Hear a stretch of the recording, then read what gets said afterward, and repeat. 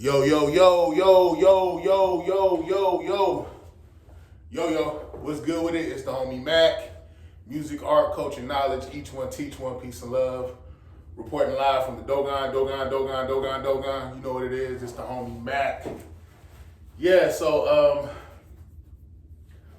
one of the homies from East Oakland, USA, who shall remain nameless, he asked me a question about revolution, specifically what stops revolutions, what stymies revolutions, what essentially suppresses them, right?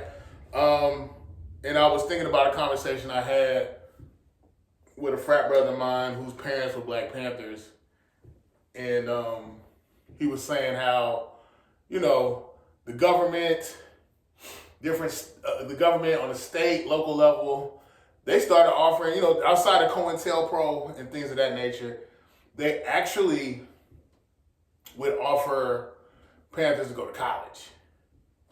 Go to college, become a member of the working class, get you a Cadillac, get you a house, and that pretty much appeases you.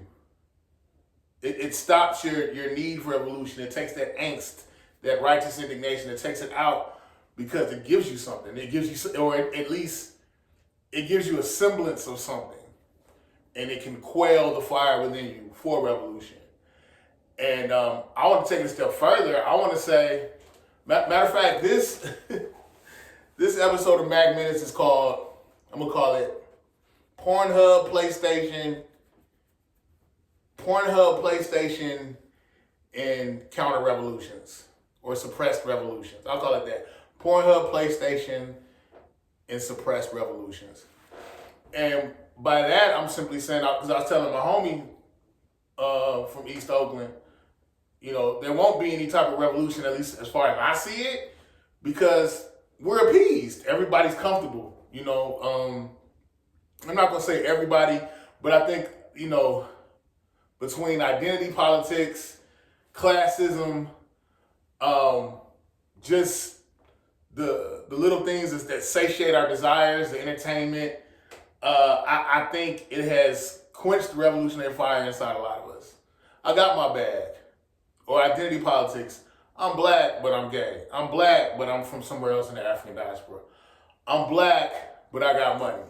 So you have, there is no, Blackness should be the unified front, but the fact of the matter is these identity politics have fractured us off, where we don't even look at Blackness holistically. It's more or less, I am committed to my identity politics. And on top of that, a lot of us are just distracted, with PlayStation, porn, video games, money, trips, these false narratives that we sell on social media. That I'm happy, I'm in Dubai, I got a nice car, I got all these women, I got, I'm checking these niggas, and I'm scamming them, I'm checking them, I got these niggas sprung. So it's like we're so distracted from all these subcultures, these identity politics, and again, a lot of our desires are satiated. I feel good, man. I'm chilling. I got my bag. I got some bitches. I got some niggas I can play with. You know what I'm saying? I got niggas I'm scamming. So we don't even look at ourselves holistically. Hold up. Not only do we not look at each other holistically as Black, we look at each other as something to prey upon. So it's like your desires are satiated, you get fun, you're distracted by entertainment, a gluttony of entertainment. You're caught up in this pseudo socialite lifestyle on social media. You don't see value really. You don't even have the time to read and study revolution because you're so engulfed, submerged in pleasure, in the pursuit of pleasure. You're not having high-level, high-minded conversations. You're not doing that. You're caught up in the gossip of social media. You're in a perpetual pursuit of pleasure. So it's like I'm not going to sit here and say all this stuff is handcrafted by the government, that this is some type of subterfuge. I can't say that by definition. It could be, because you have people who study human psychology, who study people's spending habits, who study where people spend a lot of their time and what they're indulged in, and due to the fact that there is a psychology department that exists within the government, maybe they've done the data. They're looking at the numbers. They find a psychosocial way to pretty much, again, quell revolution. Quell revolution, make you feel good, distract you, have you so caught up in the Kendrick Lamar and Drake beef, have you so caught up in celebrity wars, celebrity gossip, got you caught up in a lot of mindless entertainment. And so I think, they in Rome, in ancient Rome, they used to call it the Emperor's Circus, where basically they would give people bread and circus. They would entertain them and distract them from things that really had long-term value and merit.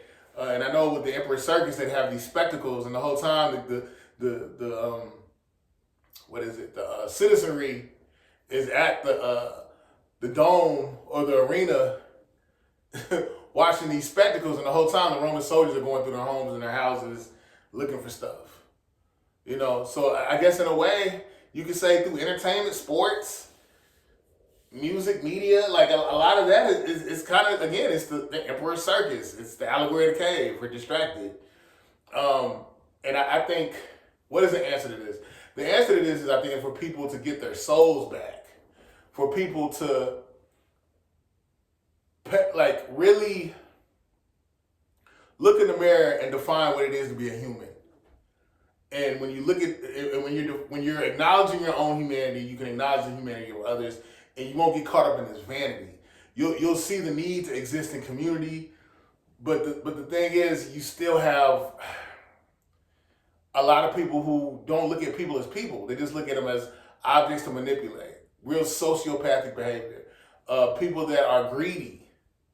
People that ultimately look at money as the means to an end and will do anything to get to that desired end, being money. But until we start acknowledging our own humanity and acknowledging the humanity of others, this is going to be a self-perpetuating cycle. This is social engineering at its finest. We're heavily entertained and we're distracted. As of 2025, I feel like ignorance is a choice.